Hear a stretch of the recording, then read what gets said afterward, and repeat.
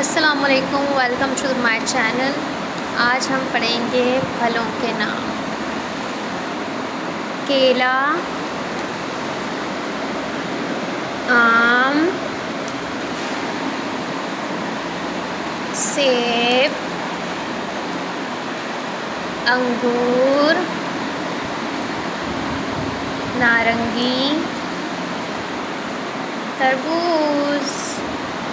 ये आप चेक करें, आप बच्चों को इस तरह से याद करवा सकते हैं। ऐसे कार्ड्स बना के इसके ऊपर ये स्टिक जोड़ के बच्चों को आप पढ़ा सकते हैं। इस तरह से इनकी लर्निंग जो है वो बहुत अच्छी हो जाएगी। उनके सारे कॉन्सेप्ट्स क्लियर हो जाएंगे कि कौन सी चीज़ को क्या कहते हैं।